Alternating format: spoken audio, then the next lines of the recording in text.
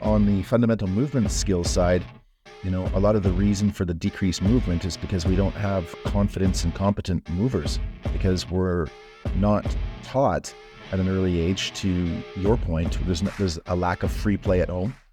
Hello and welcome to Sugar Free TV, and we're so excited today for this episode where we are joined by a fantastic advocate for moving and healthy lifestyle, Matt Young, partner of FSQ Sport, a TEDx speaker, and just an amazing human being that is motivating and inspiring people and children and families to make impact and changes in lifestyle so that they can live healthier and happier lives. So welcome, Matt.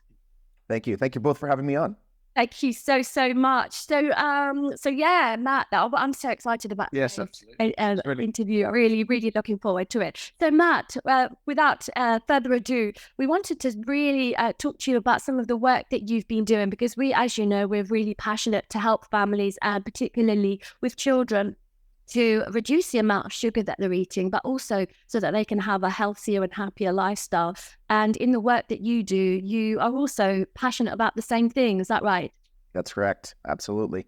Yeah. So tell us, Matt, a little bit about the work that you've been doing in terms of, I know you're a TEDx speaker and you've done some fantastic work around families and diet and nutrition and outdoor play. Tell us some of the observations you're making about the way that family life has evolved over the last few decades that you think has had an impact. Yeah, well, thank you. And I would say that family life has devolved in the last little bit because we're just not getting out and getting after it. And there's a whole host of factors to that. Two parents working, we're all chasing this more next growth. We seem to be in a society that's obsessed with growth. We can't just create something really good and keep it good. We've got to always make it better, have more money, more. And in doing that, we're leaving a little bit of a trail of disaster behind. So I think in terms of the family unit, it's really, we have to ask ourselves, what is it? What are our values? What are our goals? Why are we having a family? Is it to raise healthy, productive, vibrant members of society? Or is it to check the box to say that we had kids and now we're done that? So I think there's some real deep questions that we can ask ourselves. And if we don't want to go that deep, there's some really easy stuff that we can ask, is that, what goes into producing a healthy and happy child? And we know it's movement. We know as human beings, we were designed to move. We're not designed to be sedentary. We're not designed to be on our devices for an average of 7 hours a day. And we're not designed to consume processed food over and over and over again. So I think that's the simplest way to look at it. It's going to have very significant long-term health ramifications. We're in that right now in terms of the health care. Really, it's sick care that we're doing right now. We're not doing a lot preventatively. We're kind of waiting for this monsoon to happen, and we're going to be in a really bad place, and not to be doom and gloom, but we're just going to be in a bad place. Yeah, couldn't agree more. I mean, it's catastrophic, isn't it, with the lifestyle that we're leading? And what do you think? Do you think things have certainly got worse since the pandemic, right? Yeah, I think the pandemic really, well, first of all, being locked down and not being able to do those things for the small percent that were, was really harmful. And we're going to see those negative ramifications in the mental health and the isolation and in the kind of new habits that have been formed to replace those habits of those that were being active and healthy. We've got some work to do. No question. Absolutely. Well, I mean, you're a parent too, so tell us about that and kind of how have you managed your parenting journey to counteract that? Yeah, I think our parenting journey was, it was expectation. So you are going to play a certain amount of sports per semester. You're not going to specialize in one. And as a family, we're going to go out and get active. That was just something that we did. It was just something that was woven into part of our weekly cadence. So whether it was letting the kids pick an activity that they wanted to do as a family on Sunday, and then rotating that through the kids and the parents. We did that every Sunday for years. And we covered a wide range of activities. We couldn't do the same activity in a month, back to back. So there's lots of, and basically it starts with the parents. Are we going to model being healthy and active? Because you can't stand at a pulpit and just say you need to be healthy and active if we're not going to model that through the choices that we're making in terms of dietary and through the choices that we're making in terms of activity. So, as parents, it's really on us, because it doesn't matter what we say it as much as it matters what we do. And both my wife and I lead healthy lifestyles because we know what that does for us in terms of how we feel, in terms of relieving stress, and in terms of all the byproducts beyond just looking good. It has to be more than just looking good. It has to be really a holistic approach. So it's never been something that we have wavered on.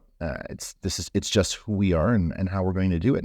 And we're not special by any means. There's lots of parents that are like us that we've met and connected with in the community that are the same. So I don't think it's something that is a haves and have-nots, because you can do activity and you can choose to lead a healthy lifestyle no matter what your socioeconomic demographic is.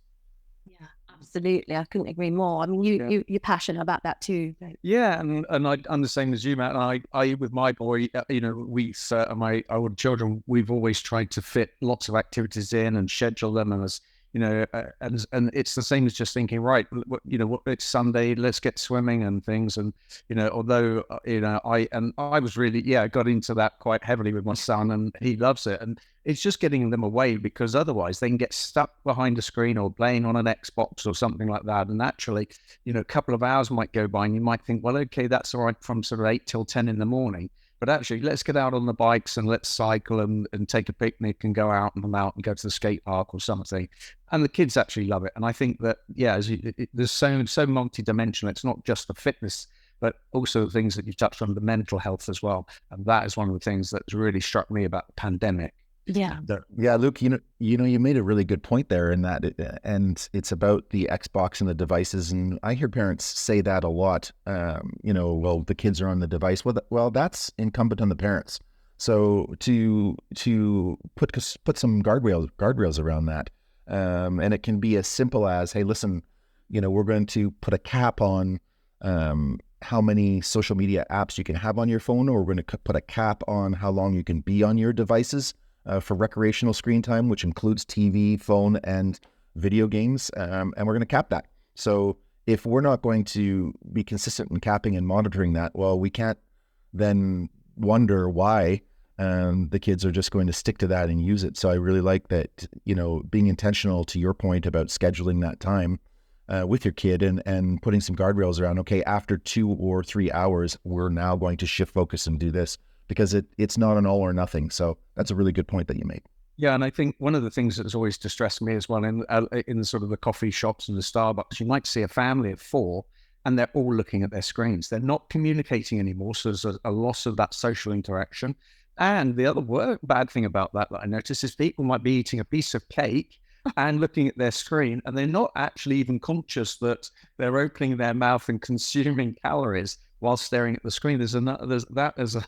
It worries me as well within the social environment. Yeah, yeah. I mean, I sort of come from coming from a kind of healthcare background in my career. I'm always really fascinated to kind of find solutions and tactics to educate and empower people to make decisions. But what I've seen over the last couple of decades in my work is that actually, there's a massive amount of stress that people seem to be under, that it seems to be getting worse and worse. I don't think I've come across in my career as much mental health, as many mental health issues such as anxiety disorders and other disorders like depression. In the sort of level of statistics that we're seeing now, it seems to be that, every other person. And then when you look at that, what the relationship between that and people staying indoors so much, being inside a lot, having this screen time, this kind of, the world becomes a much smaller place almost, doesn't it? And it did during the pandemic as well. And I think what that has an impact on children, particularly in their developing brains, where, they've got either like sponges, aren't they? And really, we have this, that we're making their world a lot smaller. We're making our world a lot smaller.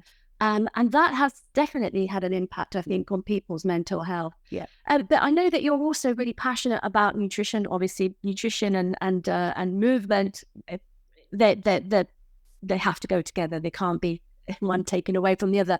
So obviously, you know that we are passionate about helping families eat less sugar, eat no sugar ideally, but eat less sugar and still have a great lifestyle. And we're passionate about doing that through education. So what do you think about the amount of sugar that children and families are consuming nowadays? Well, it's ridiculous. I mean, the recommended daily average, I think, is 6 teaspoons a day, and we're at average of 17.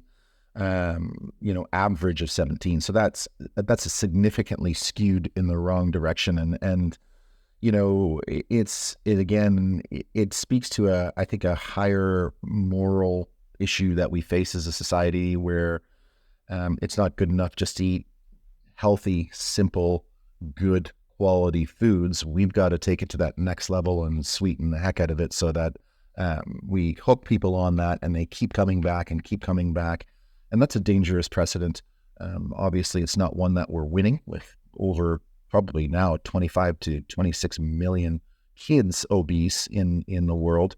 If you look at that number, if that number was attached to anything else that was a disease that we were knowingly inflicting, there would be hell to pay. So I think we need to get serious about why we're doing what we're doing. I think there needs to be some, again, I always say, accountability and guardrails. We just don't want to do that. We don't want to hold anybody accountable to how we're producing and what we're feeding the kids. And until that stops, this is not going to stop.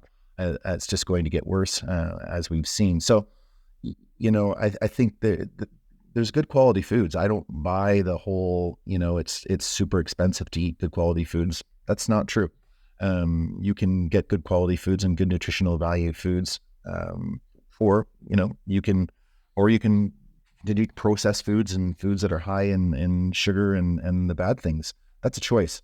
And once you start making that choice, it's again, as you know, as a practitioner, then you're into the habit forming. So now I've got to put things in place to change that over a sustained period of time, because I've developed this habit and I've developed this need and want and craving for these types of foods. And it's sad. It's a slippery slope. No judgment. I mean, I've gone where I've eaten a lot of sugary high foods that are high in sugar and sweets, and I know it doesn't work for me. It doesn't. I don't sleep as well. I'm doing a lot of things that I wouldn't normally do with a balanced diet and exercise. So people know that the study is there, the research is there, the science is there. We don't need any more studies. We don't need any more, language around it. We just need some accountability and guardrails around that. Yeah, absolutely. And I think that's the bit that frustrated me working in healthcare and even in public health for a while is, we know what the answers are and we're like, oh, we need further research. And I'm like, actually, we don't need further research. We need to stop talking about more research about this thing where the answers and the solutions are so simple. I don't want to talk about any more studies on a spreadsheet about the answers when the answers, the mums and the dads in their houses, they don't have a spreadsheet looking at the data. They just need to be given good, sound information and support and accountability to be able to make those shifts and those changes.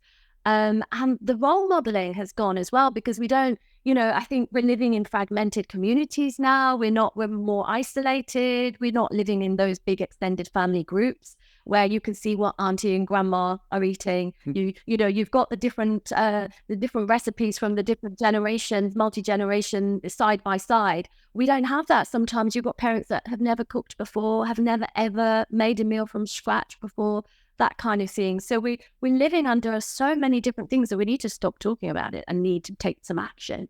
So again, I know you're a big action taker. So in terms of working with, I know you've done some work with schools. So tell us about that and how you brought around sort of changes and, made an impact in that way. Yeah, well, one of the things that we did back in 2010 is we listened to a lot of elementary schools who asked us to come in and give advice. And in line with what you're saying, we don't need any more information and education. What we need is activation and accountability. So what we did was we created a charity, and it was off the side of our desk, and it was really to support healthy habits and fundamental movement skills. So both of the issues that we're talking about this morning. But it was basically an online tracker. So you tracked your, fruits and vegetable consumption, your screen time, your activity time, your sleep, your hydration, and what we had was called a helpful and unhelpful thoughts tracker.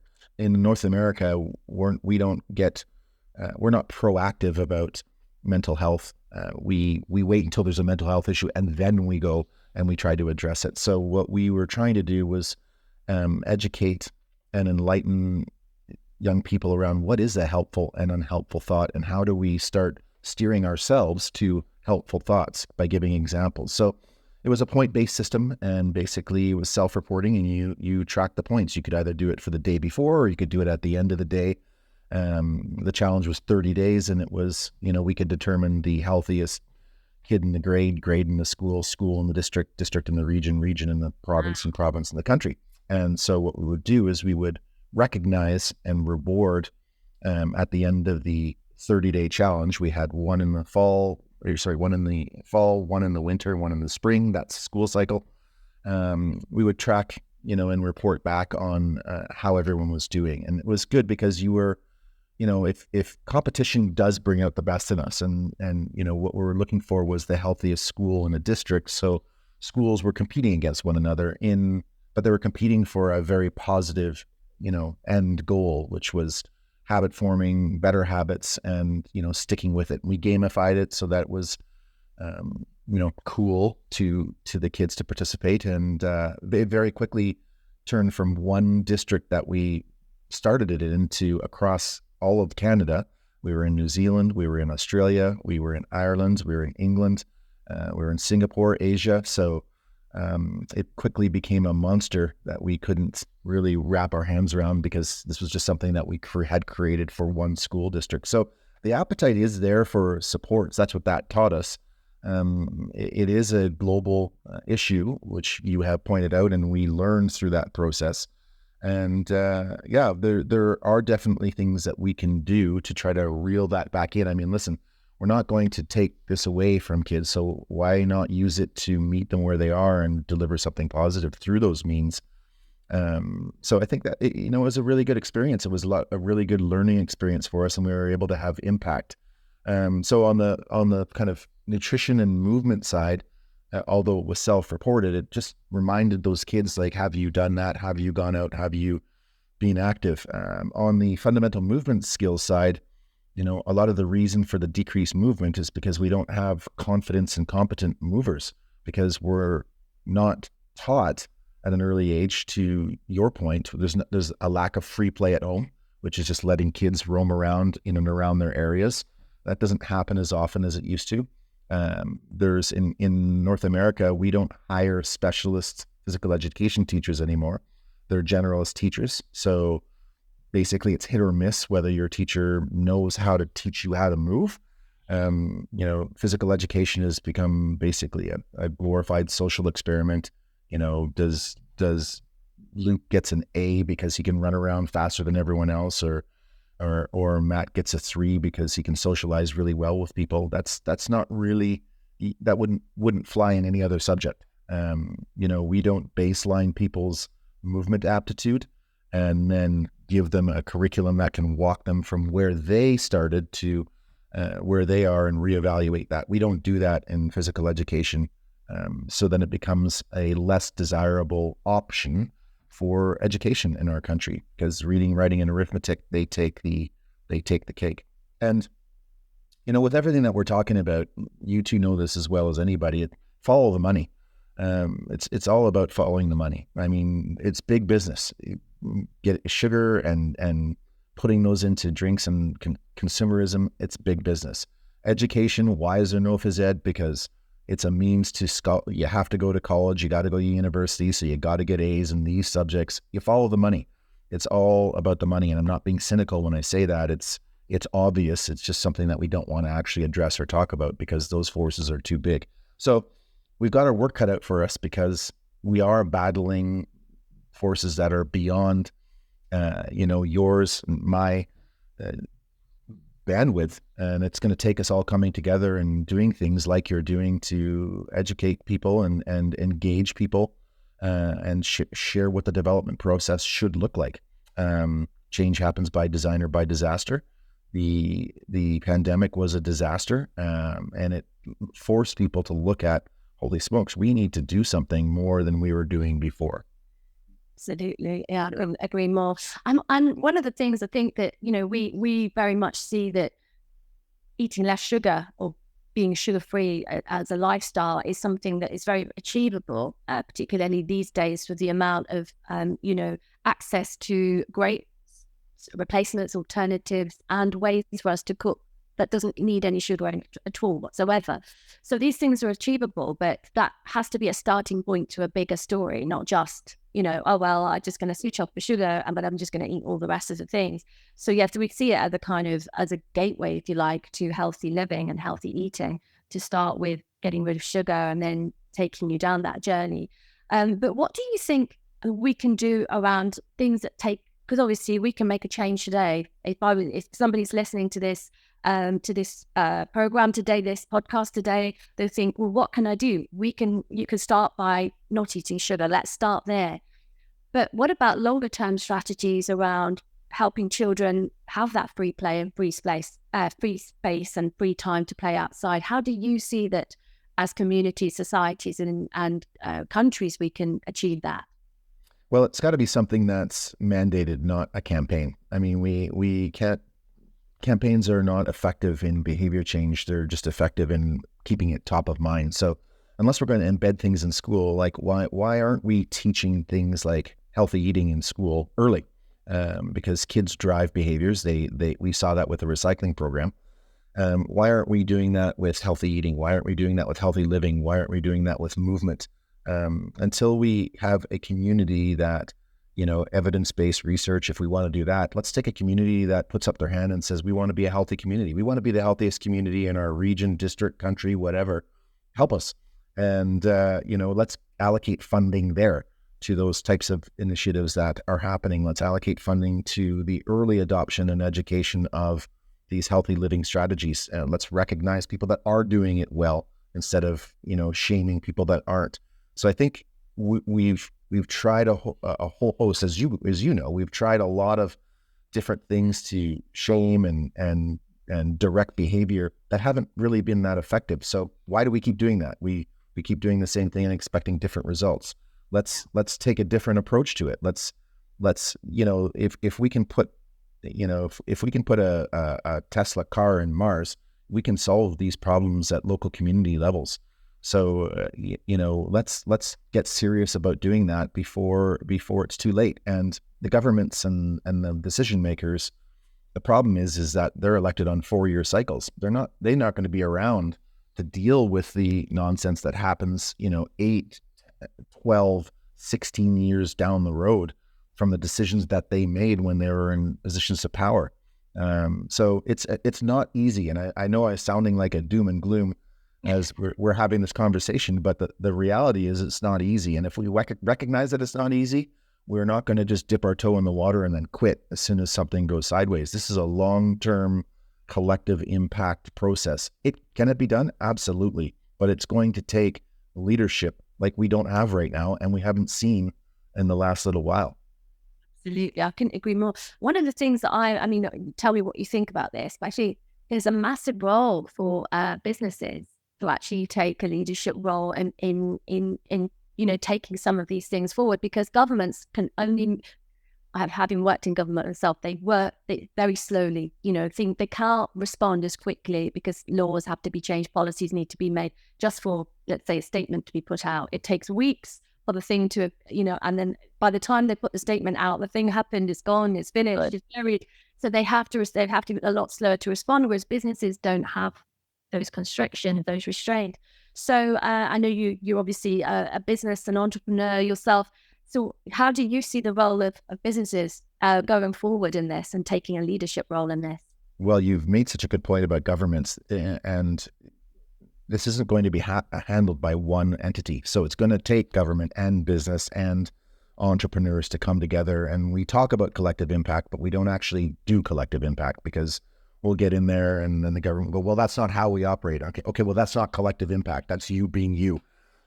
So until that happens, nothing's going to change. And I'm just going to be honest with you, nothing's going to change. Or very little is going to change, because you can have the most well-intentioned business on the planet, but if they can't get into the education system because we don't want to promote one business or the other, or we don't want to sell anything, if there's no benefit to that business, no ROI, no drive back to supporting that business, then the businesses aren't going to be interested in doing that. Do I think they should have a role? Absolutely.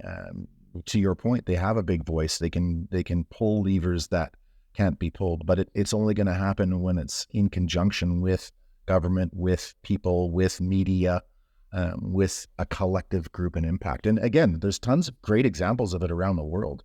There's tons of pockets in the Scandinavian countries, in New Zealand, in Australia, in the different sports, in Ireland.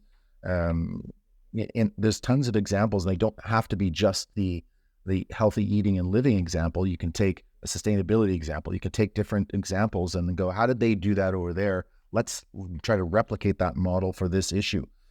So absolutely, it can be done. Do we have the willingness to do it? We haven't shown it so far. I agree. I couldn't agree more. I think the thing that interests me is that, marketers and are very good at putting messages out, getting things done quickly, and for things to be implemented, that, an idea to implementation for a marketer, they're a lot more successful at doing that than governments. So where they've actually succeeded in making people obese across the world very successfully. They've succeeded in doing that. They've marketed delicious and toxic foods to people and kept them addicted to those toxic foods, so they go back for more for decades now. And the governments have been riding the snail in the background, trying to get there and catch up. The marketers are way, decades ahead of the governments, and they've successfully made the world obese with their cheap toxic food. So perhaps I think my bold claim would be that perhaps marketers have a role in reversing that, because they're faster than governments at getting a message out and perhaps turning that tide around. Because now I think you agree that we've got to a stage, tell me what you think, that it's almost, you think this is such a big problem, it's such a huge problem. It's not one that we're thinking, in 2 decades it's here. And how do we get that reversed? Now people's life expectancy is actually going down for the first time in history. Yes. What do you think about that? Yeah, absolutely. And I think also the other thing that we find in the UK, our government actually introduced the sugar tax. And although it wasn't particularly, have you got that over where you are? Oh, no. But it's not really gone far enough. And we are getting pressure from people like the sugar companies, and they, have a word with some of the politicians, and all of a sudden there'll be a policy that's announced, and then all of a sudden they've done a U-turn on it. That happens sort of 6 months later.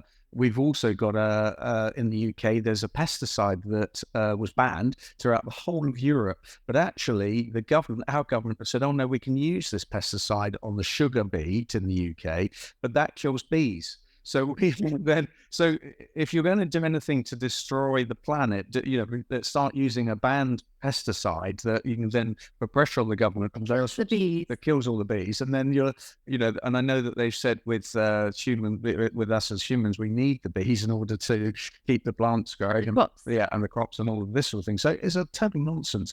And one of the things we find, and it may well be the same where you are as well, is that actually the more deprived the area, the higher the sugar consumption. And you probably noticed this, and I noticed this as a dad with my children. You see all the same parents with all the same children at the sports activities, don't you, at the weekends? And it's a very small, almost like community that are proactive. And it's actually getting the engagement with the less active. And say with our product, which we want to get that into the more deprived areas of. Yeah, that's kind of what one of the long-term goals is, to be able to provide it at cost actually to the most deprived communities, and work with governments and local authorities to do that. Yeah. And what's going on with schools? Kids being fed sugary food in the schools, by the schools. I'm like, wait, how did that happen? And follow the money. And hospitals as well. You think. Hospitals, yes, quite right. Follow the money. you think, wait, I'm sitting in hospital. I've just had an operation, and I mean, this happened to me. This is an actual real story. I had a very serious major surgery on my foot in 2017, and I suffered lots of complications afterwards, and it took me about a year or two to recover. But anyway, long story short is I had a very sedentary life for a whole year of having to elevate my foot because it was, I nearly lost the thing. And I was in hospital, in the orthopedic hospital, and this is a world-class orthopedic hospital, and they were amazing. My surgeon was amazing, but can I say that the food maybe not so much? It was tasty, but they would dessert 3 times a day. That food. And I was like, what is going on in this hospital? And they were like puddings with like this and toppings and custard, and I was like, wow. And that was like I was getting all of this like very high calorie food provided to me, very beautifully cooked, may I say, but extremely calorific food in the hospital. And then one of your family members was in hospital recently, given sticky toffee pudding and custard, and she's a type 1 diabetic. Crystal, like, hang on, what you say? Yeah, this is the wrong food to be eating to somebody that's already a diabetic. Well, yeah. Nobody stays in hospital in the UK for very long these days. They kick them out very quickly. You had your operation today, tonight, you're at home tonight. No one stays in hospital. So if you're staying in hospital for any considerable amount of time, it's because you're really sick, right? In hospital. And they're giving you sugar, like inflammatory food that is going to stop your body from healing. Let's just feed that to the patients. I just think, who came up with this? It's preposterous. Yeah, and I think that's a good point that you make, and we try to distill it down to people about the negative adverse effects, and we talk about inflammation and the negative effects of inflammation inside the body, and if your stool is not solid, and all of those things that happen inside your body that are a result of inflammation, if you're bloated, if your skin, all those things, and that seems to resonate with younger kids because we don't actually tell them what's happening and what the repercussions are. So to get back to the solutions, which you talked about earlier, I'm always, we're going to have an easier path if we start with a totally new group than if we're trying to reverse the behaviors of the 20, 30s, and 40-year-olds. But that's got to be consistent. And if one thing we know or not as a society is we are consistently inconsistent. So we need to really try to get something, get a model, create that model that other communities, schools, countries aspire to be like, and share that model and tell that model. Finland did it very well with education when they were at the bottom of the pile, and then they totally reversed how they did their education system, and now they're on the top of the pile. And other countries go to Finland to try to learn about what they did and replicate that. We need that same model of healthy living, and it's got to be cultural. And if it's not cultural and it's not embedded in the community, or the household, if it's not embedded in the household or the community or the country, then that's where things seem to start to go sideways. So we need to create that cultural alignment on healthy living and get serious about it, and then have everyone else fall into line. So it seems easy, but it's certainly not. We put the world to rights in this, and I'm definitely, the thing is that one of the things that I loved hearing you talk about was outdoor play, and that's, I think, one of the things that the children, and we talked about it a bit earlier again, but I just harp on about it because I just think that children have forgotten how to play and that playfulness. And you mentioned incorporating, that sort of playfulness and going out and being moving and having that activity. And I think we've managed to do that as well. You've done it with your children. I've done it with my children, where that kind of playfulness. Yeah, and I think that in terms of mindset, exactly, we're probably on the same page here, is that it's about saying, well, what are we going to be doing this weekend as an activity? And then thinking that in advance and actually taking action. Yeah. And I think that's the important thing. And, I know we were out the other week with your daughter, and we had this thing called the Beast from the East. Basically, we get Siberian weather in the UK, and it comes straight from Russia. And it's sort of a minus, chill factor. It seems nice outside and sunny, but you've got like a -3 or 4 wind. That's Celsius, so that's probably in the 28 or something Fahrenheit.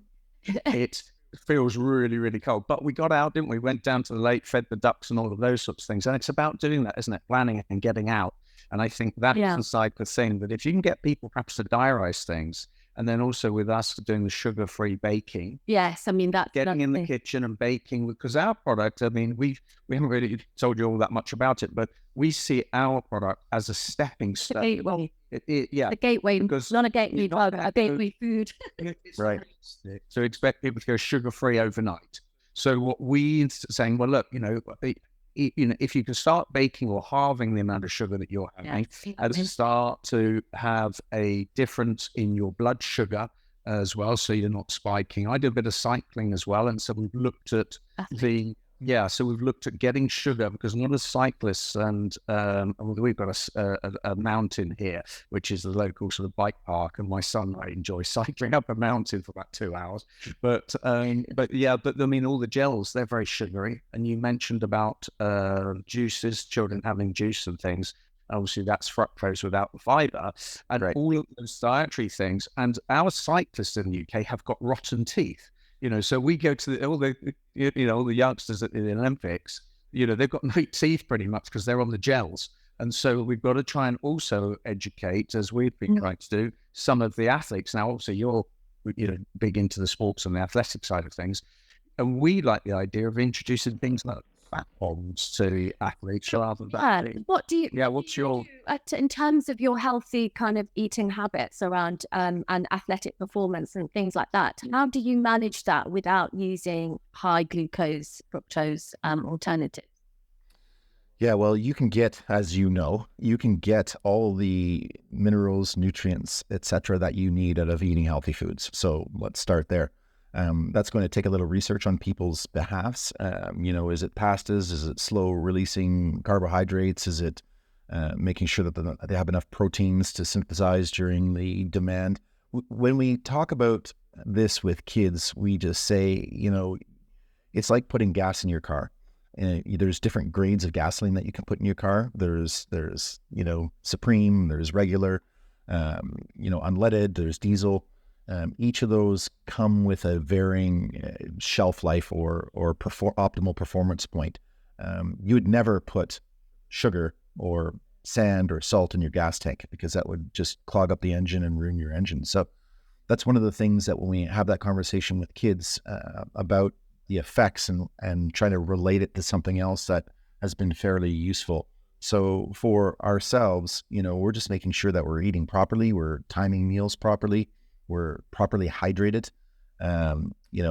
Drinking a sugary drink before your performance is going to elevate you for a certain period of time, and then you're going to come crashing down. So unless you plan on continuing to drink those sugary drinks throughout the duration of your performance, you're going to be in trouble. And there's enough science around slow releasing, caloric nutrients for higher performance sport that we don't have to get caught into trying to shut a bottle of Coke before we go out and perform. So there's no excuse for not getting on board with that. To your point, Luke. Yeah, that's brilliant. And are you on the kind of not that we're going to be discussing this because we're so passionate about getting rid of sugar, but are you on the lower carb side of your preference on the dietary side? Are you on the plant-based side? What's your kind of nutrition? Yeah, we've tried it all. Great question. We tried it all because we wanted to know how it felt. We are on the lower carb side. I would say, we have a protein and vegetables. That's if we could stick to one kind of food. Paleo diet. More like a paleo diet, and not because of anything that we've read, just because it works for us the best. It's the best, and I think that's what people have to come to terms with, what works for them the best, because the plant-based diet didn't work for us the best when we tried it, and we gave it a month. So we didn't just try it for a week, we tried it for a month, and it just left us with a little bit of something, and I don't know why. Everyone's different, everyone's body type is different, and you have to really find out what works for your body. But what is consensus is that too much sugar doesn't work for anybody.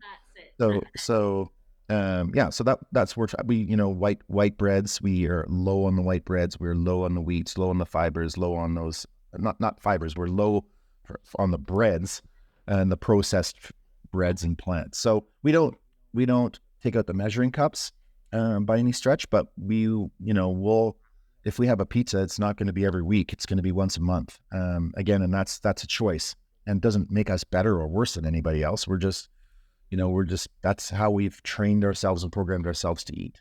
Yeah, well, I had one of those the other day, but it was like a carb hit. I could not believe it, but it was just once every, I don't know, 6 months, something. But it was a little bit like having drug addiction when I was like, oh, this pizza's so good. That's why I'm not having it every day.